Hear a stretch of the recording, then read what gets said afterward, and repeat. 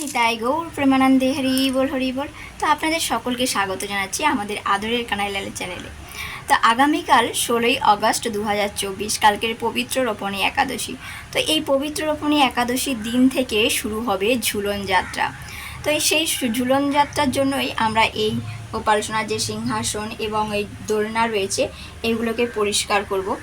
তো আর এই যে পবিত্র রোপণী একাদশীর ব্রত আমরা কাল পালন করব, সকলে মিলে সুন্দর করে এই একাদশী পালনের সাথে সাথে ঝুলন যাত্রা মহা উৎসবে আনন্দ উপভোগ করব। ভগবানকে সুন্দর করে শৃঙ্গার করে পুষ্প দিয়ে সুন্দর করে দোলনাটাকে সাজিয়ে আমরা ঝুলন যাত্রাও পালন করব।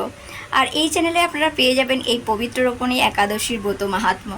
প্রভু খুব সুন্দর করে এই একাদশীর মাহাত্ম্য আমাদের এই চ্যানেলেতেই দিয়েছেন, পাঠ করে শ্রবণ করিয়েছেন। এই পবিত্র রোপণী একাদশী যদি আমরা পালন করি এবং মাহাত্ম্য যদি শ্রবণ করি, কিভাবে আমরা এই জড়জগৎ থেকে উদ্ধার হব, কোন কাজ করলে ভালো এবং কোন কাজ আমরা করব না, সেগুলো সুন্দর করে ব্যাখ্যা করেছেন। তো আপনারা পেয়ে যাবেন এই চ্যানেলের মধ্যে এবং ডেসক্রিপশন বক্সে এবং আই বাটনেও দিয়ে দেব এই পবিত্র রোপণী একাদশীর ব্রত মাহাত্ম্য। চলুন এখন আমি সুন্দর করে এই আমাদের কানাইসোনার দোলনা এবং সিংহাসনটাকে সুন্দর করে পরিষ্কার করে নেব। তো এই হলো আমাদের সোনার সিংহাসন। এটা আমি একটু কালো হয়ে গেছে এবং পরিষ্কার করবো বলেই তুলে রেখে দিয়েছিলাম, যার জন্য আমরা সিংহাসনে বসাইনি। তো এই সিংহাসন আর এই দোলনা, তো এটাকে সুন্দর করে পরিষ্কার করব। এখানে কি রয়েছে, এখানে পীতাম্বরী আছে, পীতাম্বরী দিয়ে আমরা পরিষ্কার করব। আর এই ম্যাজিক একটা পাউডার রয়েছে, এই ম্যাজিক পাউডার দিয়ে সুন্দর করে পরিষ্কার করে নেব দোলনাটা।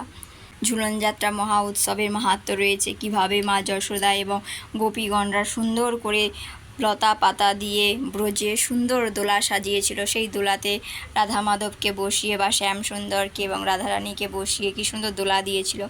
তো সেইভাবেই আমরা কাল পবিত্র রোপণী একাদশীর দিন থেকে শুরু করব।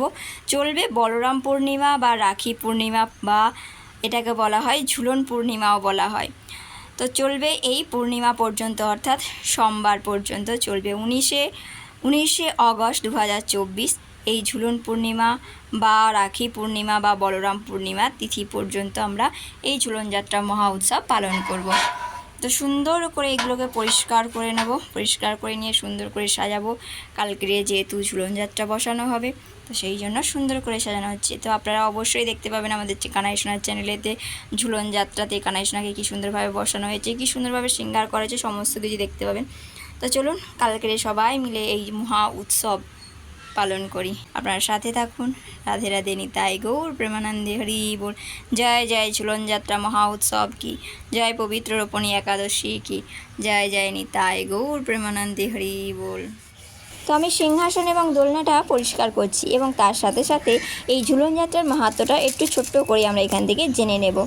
তো ঝুলন যাত্রার মাহাত্ম্য আমরা জানতে পেরেছি, যখন গোপাল সোনা ছোট্ট ছিল তখন মা যশোদা কিন্তু গোপাল সোনাকে সুন্দর করে এই দোলনার মধ্যে সাজিয়ে ঘুম পাড়াতো গান গাইতে গাইতে। তারপরে ব্রজের গোপীরা চেয়েছিল এই শ্রাবণ মাসের শুক্লপক্ষের এই পূর্ণিমা তিথি পর্যন্ত, একাদশী থেকে পূর্ণিমা পর্যন্ত এই 5 দিন রাধা মাধবকে সুন্দর করে দোলনায় বসিয়ে এই মহা উৎসব পালন করতে চেয়েছিলেন। সেই ইচ্ছা পূরণ করেছিল ভগবান এই তিথিতে। সেই জন্য আমরাও সকল ভক্তরা চাইব ভগবানকে এই 5 দিন কীর্তন নাম সংকীর্তনের মাধ্যমে মহা উৎসব পালন করতে। রাধে রাধে।